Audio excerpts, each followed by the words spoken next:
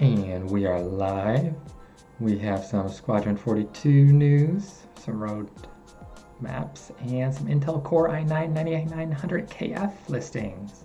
So let's jump into games first today with a letter from the chairman going over the road to release, financials, new partners, and all that jazz.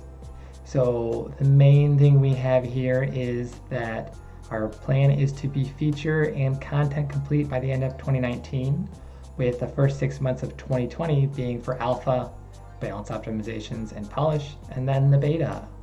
So that is some pretty hype news if you can wait a while. And then we also have a little public roadmap. Well, let's jump over into that. So we have Squadron 42, the single player campaign. We have features. It's the whole breakdown, everything, how many tasks completed of how many sets they're going with. And then Q4, Q1 of 2019, and it goes all the way over to Q2 of 2020, which is the beta. And then here's the overview by chapter wise, and that's all the way down to 28 chapters. And then I have a little blown up, but you'll see 5 out of 5, or 1 out of 5 right now. So a little ways to go, and they have everything detailed pretty well. There's also the little Star Citizen one. You can check out Q1, Q2, what's going on with that. But let's jump back over to the letter.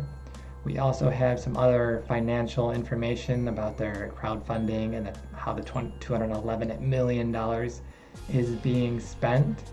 They also have someone jumping in with a $46 million 10% share buying for the Cloud Imperium US-UK companies, and that's the Clive's Family Office and Keith's Snoot Entertainment.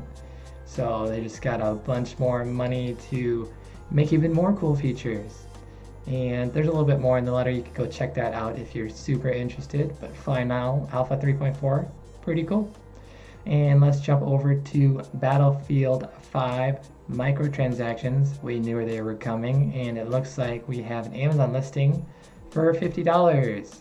And this looks like January 18th for the release date. And this is a currency of 6,000.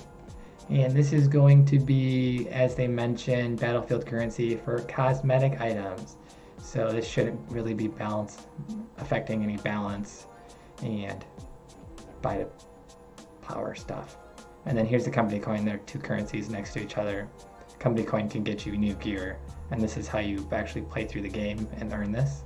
So no buying of company coin, it looks like. And that is coming again, January 18th. So get ready for some microtransactions if you like that. We also have TwitchPrime with some holiday surprises. You get 7 free bonus games with the developer digital holiday pack. This is between, where's the date? There was a date, but let's go over the games. Broforce we have, which is pixelated graphics, little 2D. 2015, we have another game from 2012, Violent Indie. Let's play some of the, oh, there's some red goo coming out of that 2D pixelation character. We also have a game from 2018, The Messenger. Pretty positive reviews for this. This is a platformer indie style game. We also have some 2017 release style games with Strafe. This is like actually FPS. There's some gore. Let's probably not play that video. We also have a game for 2018, Crossing Souls. Another pixelated graphics game, indie style. Some old school stuff, just some free games, save you $3 to $10 per game basically. Here's a 2018 title, and The Swords of Ditto, which is a little roguelike, another indie style game with some little mobile-y style stuff and some comic-y looking stuff. Pretty cool there. And that is available until,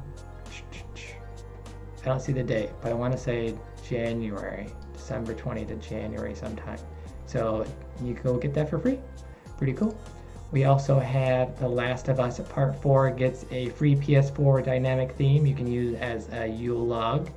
So here's a little actual theme you can get for your PS4. You just leave that on your TV.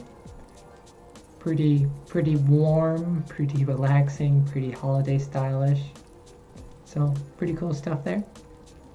We also have some tech news. Let's jump over into tech news with Intel's, let's actually jump back to that.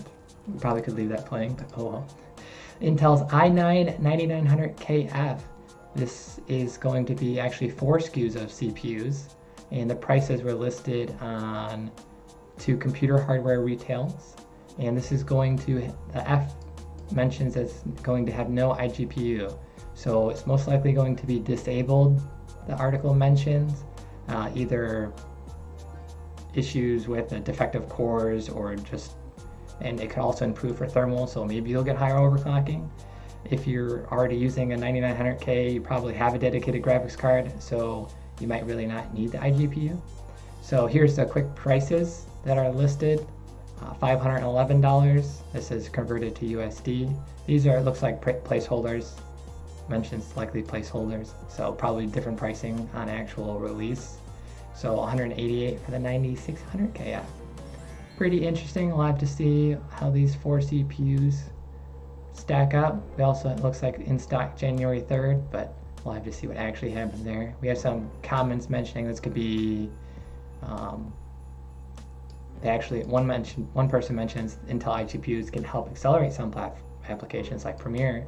A lot of people seem to be in the camp of, oh, you don't really need the iGPU since you're going to be using a graphics card, but it does have some uses. Unless it's going to be a price decrease under the 9900K, we'll have to see where that goes. We also have AMD launches 2 more affordable Athlon CPUs with Vega graphics. So these are this is the 220 GE and 240 GE, and this is a 3.4 gigahertz and 3.5 gigahertz clock speed. So a little boost over the 200 GE, and they're all 35 watt TDPs with a $10 bump and $75 for the extra 300 megahertz. So we get some, these are little from AMD actual FPS for the 200 GE, so you actually get probably better FPS than what's mentioned here. So Overwatch 720p, low graphics, 59 FPS, not exactly gaming CPUs if you're just trying to game on these, but you'll get better performance out of this, and they're also overclockable. So don't forget about that. For reference, we have a little video from Low Spec Gamer. He overclocks the 200 GE, not the 2 models that just came out, to 3.9 gigahertz. So he went from 3.2 to 3.9 to 700 gigahertz bonus boost. So probably get 4 gigahertz with these 2. Pretty interesting, and you'll get some actual gaming out of these maybe. He's at 59 FPS on Overwatch. He didn't actually specify the exact resolution, but I think he was using 50% scaling. So pretty interesting if you're looking for some lower end CPUs. Maybe some people are mentioning home theater PCs if you just want to watch movies or something. Low inexpensive CPU for that, or some NASs if you're into some storage stuff. We also have the deals for today, which is PlayStation Classic at 30% off for 70 bucks. Not a bad deal if you want to grab the 20 classic style games. I have to mention that it's 45% smaller than the regular PlayStation, your old PlayStation, if you were trying to save on space. 2 controllers. If you're checking that out, here are some of the games. Battle Arena, Toshida, Raven. Pretty cool, blast from the past. And we also have the bonus deal today, which is Redout Enhanced Edition. This is a racing style, fast-paced, great soundtrack game. Pretty positive reviews from 2016. Here's some of the racing action. Little sci-fi booster style racing game.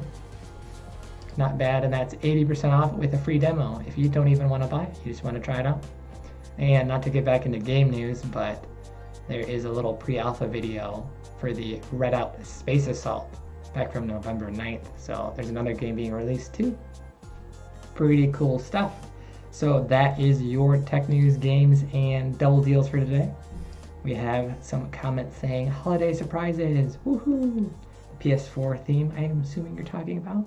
And overclock, yeah, you don't know what overclocking is. You're not ready for it. At least on that CPU maybe. And we're going to sign out here today. And there'll be another live stream tomorrow at 3 p.m. Pacific. So get ready for some more tech news and games. Pew pew, pew pew pew.